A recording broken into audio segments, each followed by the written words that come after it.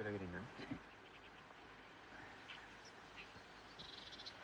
Queridos amigos, me imagino su cara de sorpresa al vernos manipulando huevos de avestruz en una película de la fauna ibérica.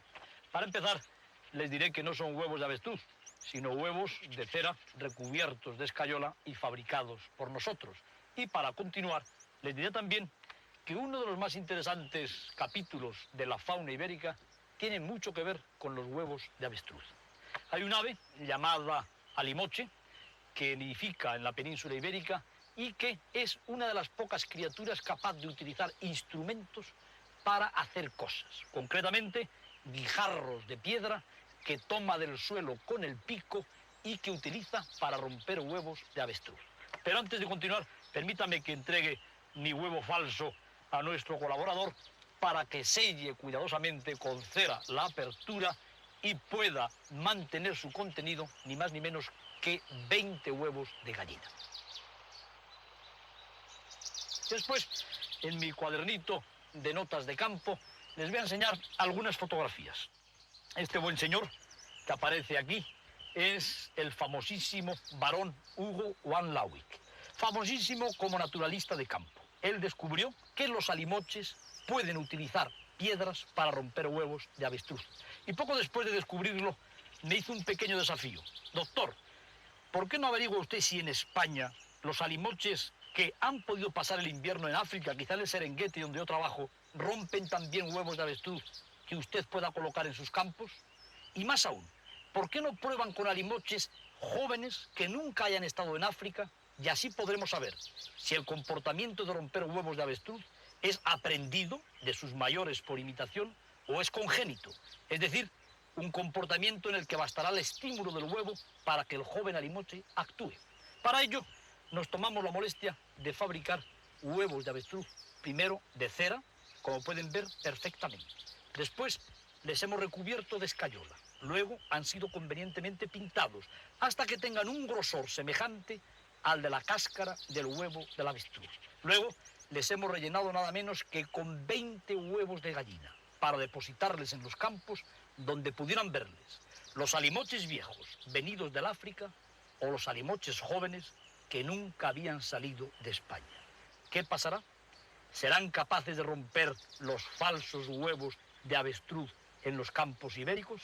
Ustedes se van a enterar al mismo tiempo que nosotros, pero estoy convencido de que la aventura es verdaderamente apasionante.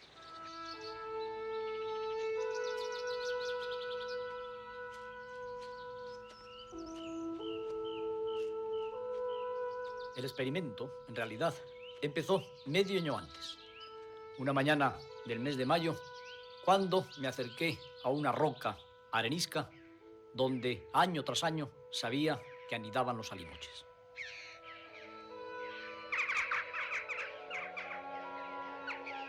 Tienen estas aves la costumbre de utilizar las mismas plataformas, las mismas oquedades para hacer los nidos y depositar las puestas.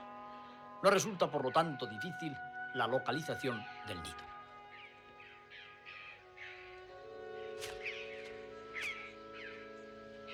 Algo más complicada puede resultar la cordada, sobre todo si se realiza en solitario.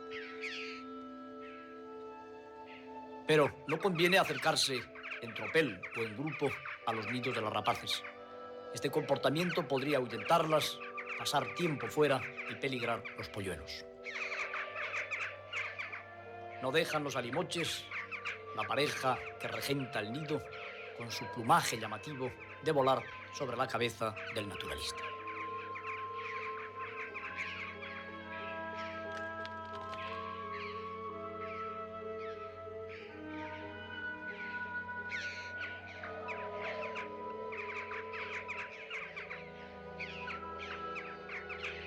Hemos visitado muchas veces nidos de alimoches y normalmente la puesta es de 2 huevos.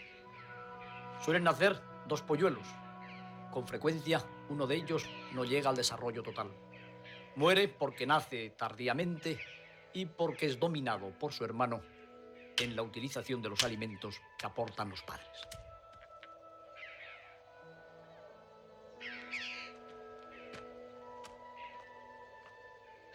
En los nidos de los alimoches uno encuentra generalmente lana, algunos palitos, restos de comida y muchas suciedades que ponen bien de manifiesto la amplitud del espectro alimentario del alimoche.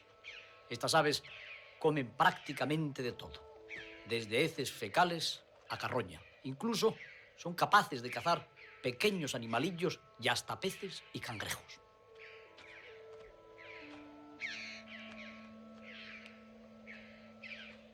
Pero cuando uno va a retirar un polluelo de una rapaz del nido, conviene ser lo más rápido posible.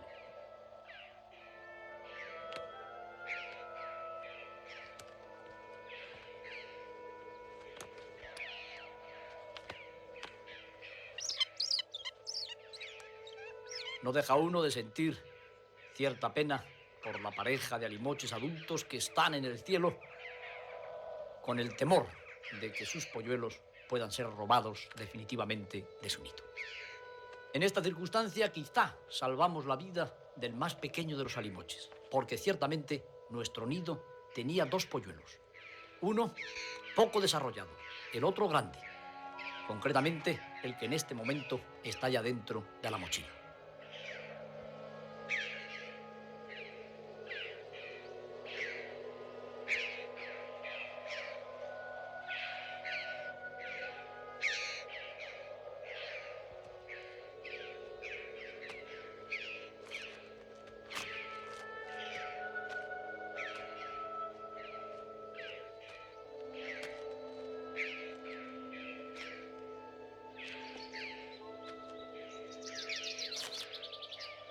Los alimoches, conocidos en toda la península ibérica, reciben nombres diferentes en las distintas regiones de España. Ciertamente, aparte del científico, pocas son las personas que les conocen por su verdadera denominación de alimoches.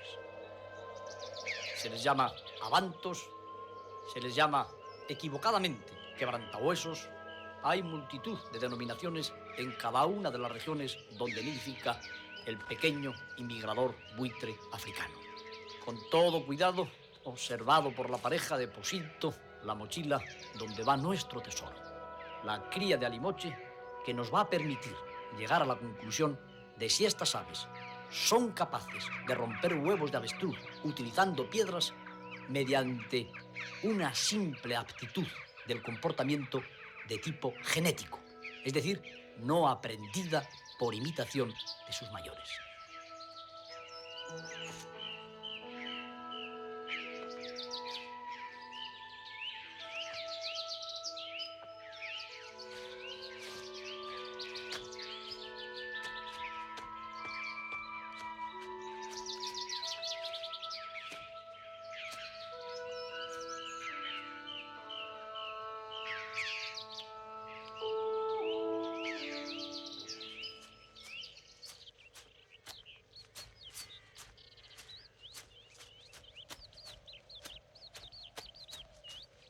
Ya me esperaba a la puerta del habitáculo especial que habíamos construido para el polluelo mi colaborador Javier. Íbamos por primera vez con un cierto detenimiento a ver a nuestro pupilo. Y ustedes también. Nuestro polluelo, el que iba a vivir en nuestra compañía durante meses, debía tener unos 30 días aproximadamente. He de confesarles que para el hombre de la calle no resultaba nada agraciado. Quizás sí para un naturalista que se hubiera fijado en la forma y en el aspecto de su pico, de su plumaje incipiente, de sus extremidades. Pero lo que sí que resultó extraordinariamente llamativo, pienso que para todo el mundo, fue la inteligencia del pequeño alimoche, a quien en ese momento acabábamos de dar el nombre de Gaspar. Y digo inteligencia porque normalmente los pollos de las aves rapaces son capaces de ayunar durante 2, 3 o 4 días antes de comer por miedo al hombre. El pequeño Gaspar engulló 300 gramos de carne de pollo picada con tanta tranquilidad como si se lo estuviera dando su propia madre. Estábamos contentos y pensábamos que quizá todo saliera bien.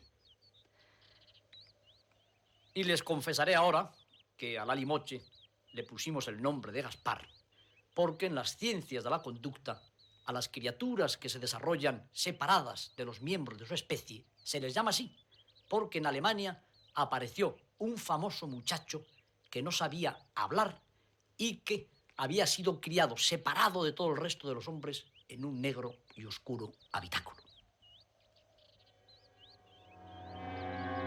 Pero mientras nuestro Gaspar se va desarrollando en su luminosa y pequeña tienda de campaña, conviene que les cuente yo algunas cosas genéricas acerca del alimoche. Quizá recuerden algunos de los seguidores del Hombre y la Tierra que en una película que se titulaba El buitre leonado decíamos que el alimoche es el primero de los comensales que suele llegar a los cadáveres de los animales en el campo. Efectivamente, es muy móvil, explora el terreno desde las primeras horas de la mañana, no necesita tanto de las térmicas como los buitres. Y uno de sus platos favoritos es precisamente lo primero que encuentra en los cadáveres de los animales, las partes blandas, los ojos, y perdonen a aquellas personas muy sensibles ante estas elocuentes imágenes, las partes inguinales, la lengua y poco más, puesto que debe esperar a que lleguen los buitres con sus fuertes picos para obtener las migajas del festín.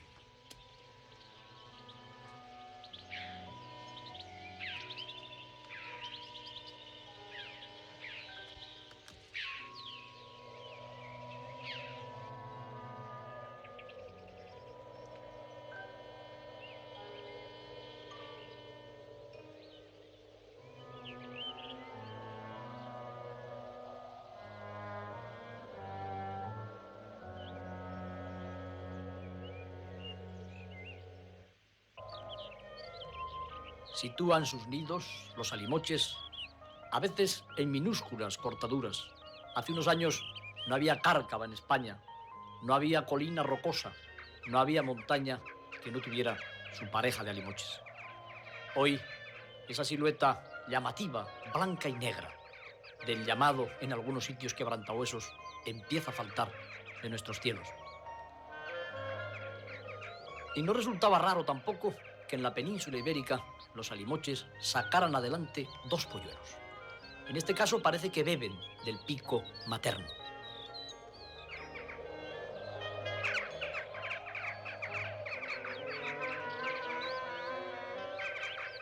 Pero llega el consorte con un despojo prendido del pico y, como hacen generalmente los machos en las especies de aves rapaces, se va pronto del nido y deja a la madre la obligación de repartir la presa. En el caso de los carroñeros, evidentemente, la presa es siempre el resto del festín de un carnívoro mayor, el cadáver de un pequeño o gran animal o parte de ese cadáver.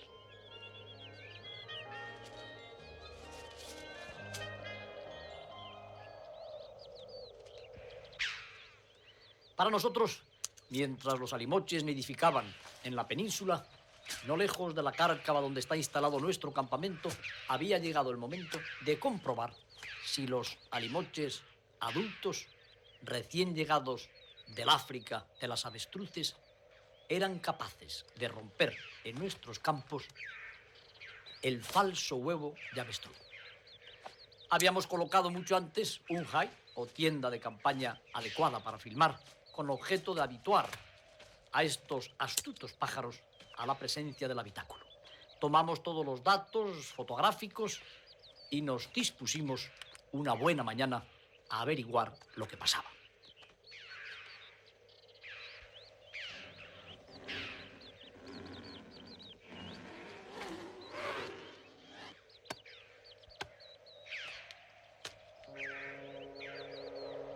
Llegaron, efectivamente, dos preciosos alimoches adultos. Yo tenía miedo de que se oyera el latido de mi corazón desde los 30 metros en que se encontraban los pájaros africanos. Cerca, el huevo de avestruz. Repercutiendo en mis oídos el desafío del barón Hugo van Lawick. Compruebe usted, doctor, en España, si los alimoches son capaces de romper huevos de avestruz. Y vamos a filmar por primera vez en la historia del cine científico a una pareja de alimoches con un huevo de avestruz para saber si también aquí, en Europa, se comportan lo mismo que en el África. Como distraídamente, empezaron los alimoches a jugar con piedras y uno de ellos se acercó resueltamente a nuestro huevo de avestruz, contemplado por el otro. ¿Qué es lo que pretendía aquel ave con sus garras tratando de abrir el huevo de avestruz?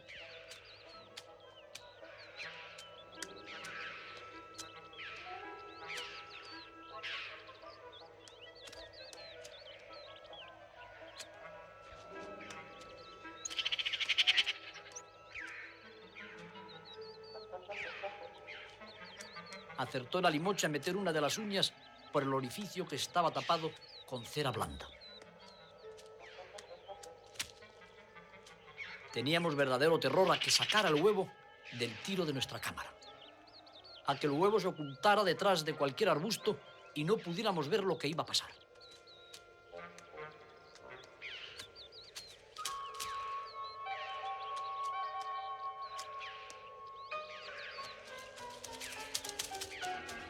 Y efectivamente, amigos, como sospechábamos, el huevo de avestruz, el falso huevo, comenzó a ser apedreado por el alimoche detrás de un reseco espino que no nos dejaba ver más que veladamente el resultado de nuestras ansias y de nuestros desvelos. Pero ciertamente, cuando sacó el huevo de avestruz de detrás del espino, pudimos comprobar que lo había roto y pudimos ver qué comía su contenido.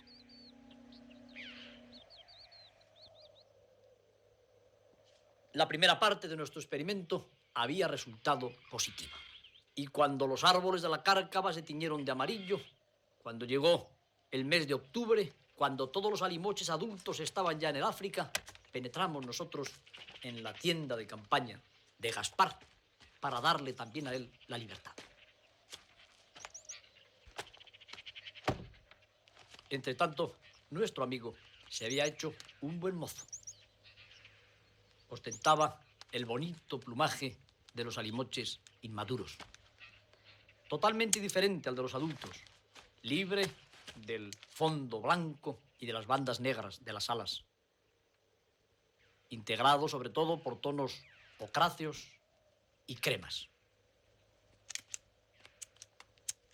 Tomamos las últimas fotografías de Gaspar en el interior del habitáculo que le habían mantenido aislado del mundo.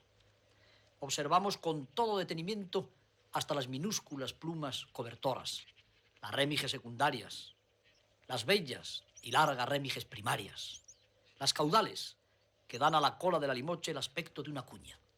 Todo lo fuimos anotando detenidamente. Era el momento verdaderamente cumbre, porque ahora no se trataba ya de presentar el estímulo del huevo de avestruz a un alimoche adulto que podía haber roto muchos huevos de avestruz en el África en sus 15 o 20 años de vida. Se trataba de soltar a nuestro alimoche, que había vivido desde mayo hasta octubre separado del mundo, y que si realmente el comportamiento era genético, iba a romper el huevo como nadie había podido comprobarlo hasta el momento. Estaba muy acostumbrado Gaspar a comer de nuestra mano, y precisamente nos valimos de su apetito para sacarle del habitáculo. En este habitáculo de tela plástica transparente, realmente había visto el mundo que le rodeaba, aunque no había podido tener contacto con sus mayores. Nada le habían podido enseñar. Era un verdadero Gaspar Hauser en el sentido etológico de la palabra.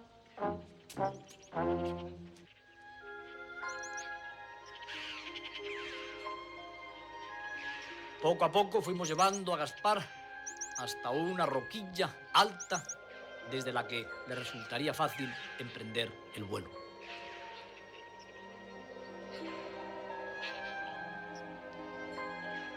Estaban bellísimos los chopos de la cárcava y todos nosotros éramos presa de un sentimiento de temor.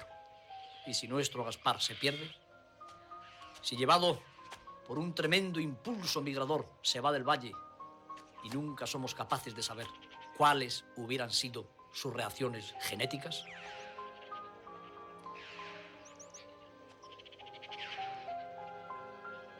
con todo detenimiento miramos a nuestro Gaspar en el último día de su contacto con nosotros.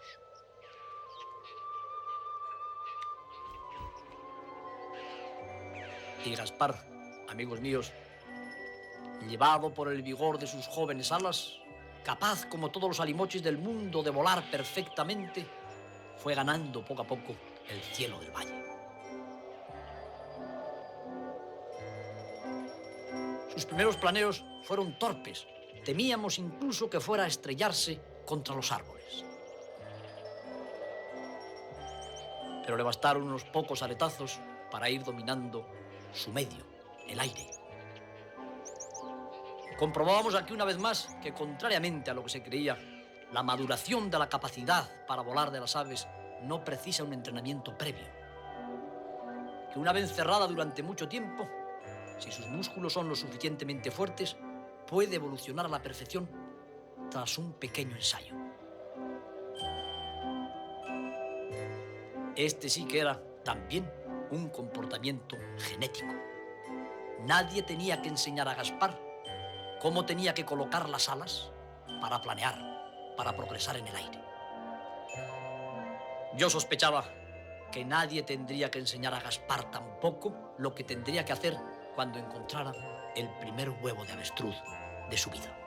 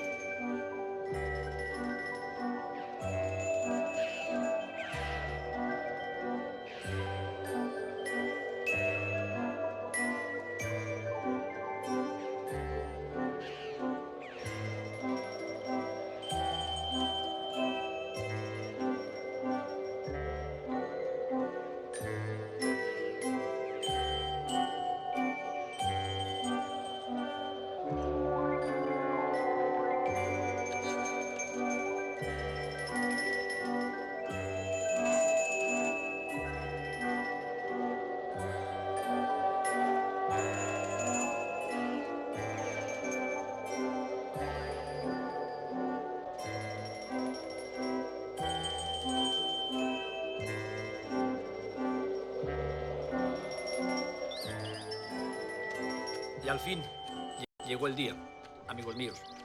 Gaspar llevaba ya un par de semanas volando por las rocas del valle.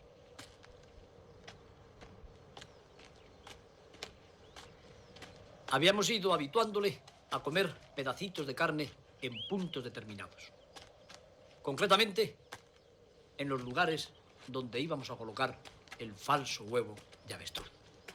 En el sitio donde iba a tener lugar el gran experimento.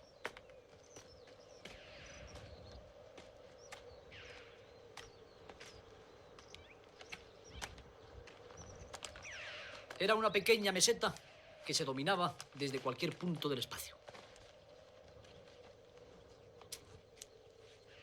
Un rincón donde Gaspar gustaba de pasar largos ratos. Evidentemente, queríamos facilitarle las cosas.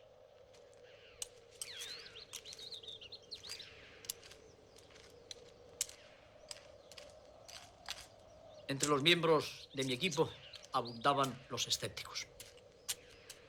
Si un pájaro no aprende algo tan complicado como coger una piedra apropiada, dar con ella en un huevo de avestruz para romperle, parece difícil que se lo pueda saber de memoria de una manera genética, como usted dice, doctor. Sí, de la misma manera que un niño no tiene que aprender a llorar o a sonreír.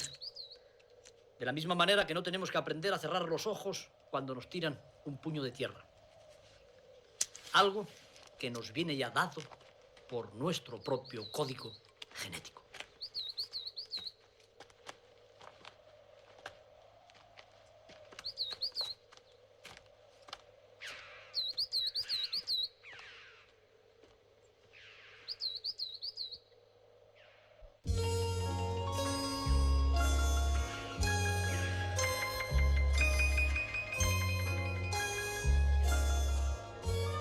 Pero no tardó Gaspar en aparecer planeando en lo alto del cielo. Se había hecho ya un alimoche prospector. Seguía las costumbres de su especie. Mirar y remirar todos los rincones donde tenía la costumbre de encontrar comida. Yo creo que nunca un alimoche ha sido observado con tanta ansiedad, con tanta angustia como Gaspar el día que empezó a volar encima del huevo de avestruz. Ya no nos llamaba la atención la elegancia del vuelo de Gaspar. Solamente la gran incógnita. ¿Qué haría Gaspar ante la presencia de nuestro huevo de avestruz?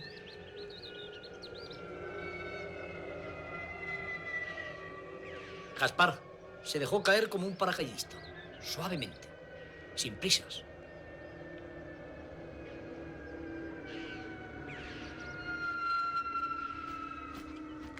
Gaspar se posó en una cómoda roca cerca del estímulo.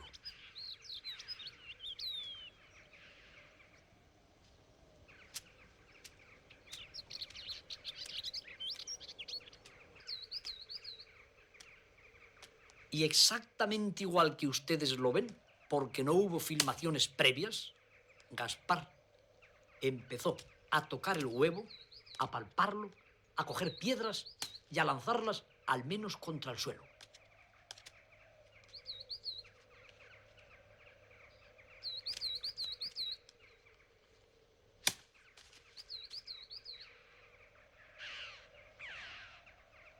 Evidentemente, estaba madurando el comportamiento genético del joven alimoche. Nunca jamás en su vida había visto un huevo de avestruz, puesto que no había salido de su tienda de campaña. Nunca jamás había comido el contenido de un huevo de avestruz. Todo lo que estábamos viendo sucedía por primera vez como un milagro en la vida de un animal. La cámara de alta velocidad nos relata con mucho más elocuencia el experimento. Las primeras prácticas de Gaspar con el huevo de avestruz.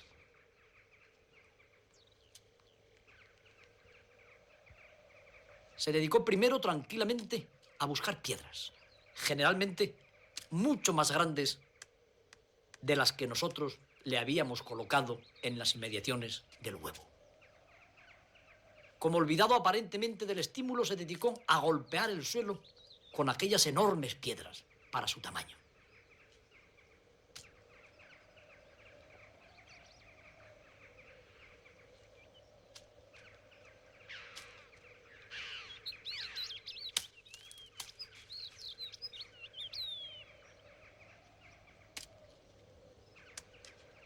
Aparentemente, Gaspar no iba a acertar nunca.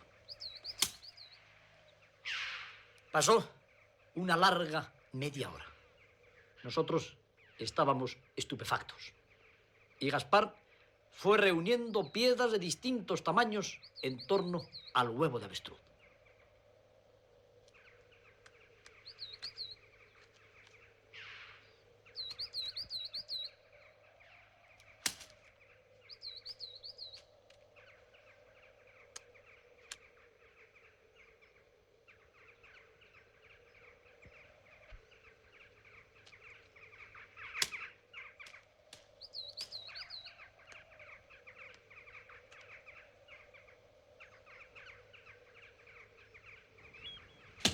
Por fin dio una pedrada al huevo de avestruz.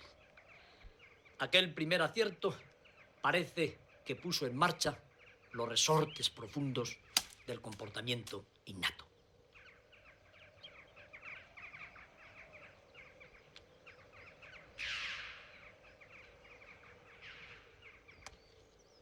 Fue eligiendo ya las piedras con mucho más cuidado. Piedras generalmente compactas.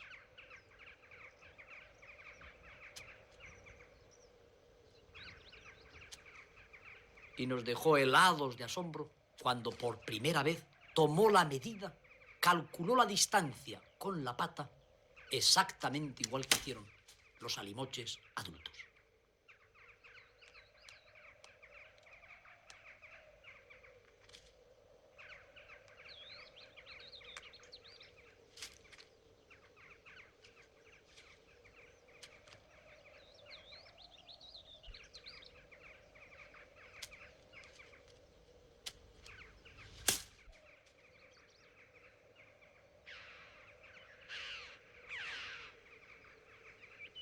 Una extraordinaria tensión parecía presidir ahora el comportamiento de Gaspar.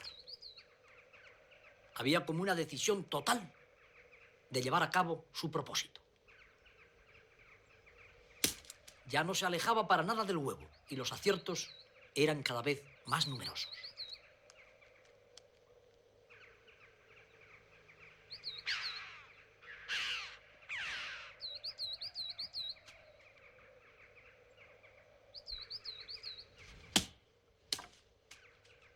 El primer golpe que hizo una mella en la cáscara artificial del huevo de avestruz fue para nosotros una auténtica liberación. Sin embargo, Gaspar debió considerar que aquello no era suficiente para llegar al interior del huevo.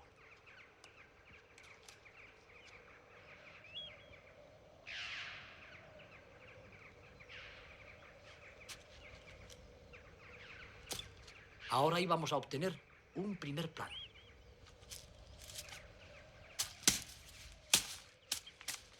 Un primer plano que permanecerá en los anales del cine científico.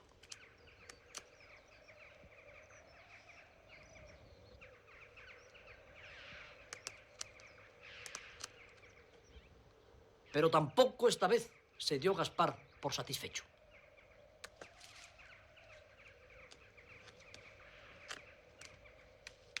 Debió calcular que necesitaba más peso, debió calcular que necesitaba un impacto mayor para acceder al contenido del huevo.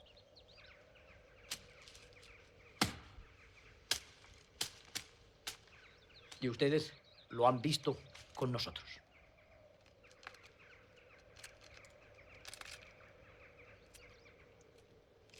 El viejo desafío de Hugo van Lawick había sido aceptado.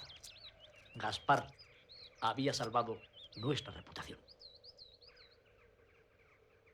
Pero había un montón de preguntas que se estaban agolpando en nuestras mentes y seguramente también en las suyas. ¿Cómo ha evolucionado un comportamiento tan elaborado? Una conducta tan sofisticada. Vimos más tarde que cuando poníamos al alcance de Gaspar huevos normales, del tamaño, por ejemplo, de huevos de gallina, hacía lo mismo que para romper los huevos de avestruz, solo que al revés. Dejaba caer el huevo normal contra el suelo o contra una piedra determinada.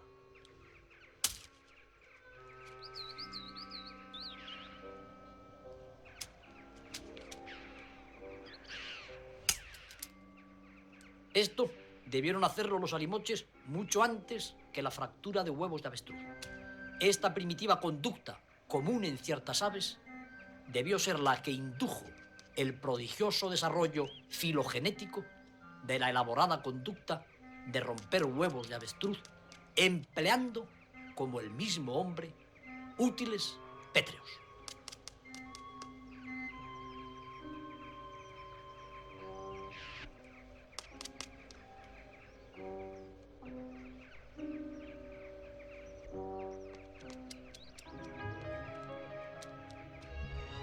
En días sucesivos, que vamos a sintetizar aquí para no cansarles, Gaspar rompió muchos huevos de avestruz. Le hicimos muchas fotografías, se hicieron muchos comentarios, se rodaron metros y metros de película, porque la cosa merecía la pena.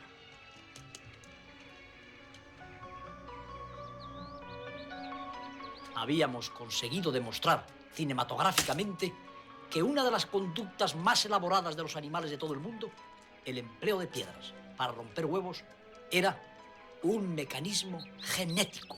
No precisaba aprendizaje alguno.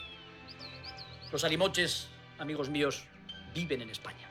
Cada día menos, porque se mueren precisamente víctimas de esta conducta, porque comen los huevos envenenados que se dispersan por los campos españoles cada primavera.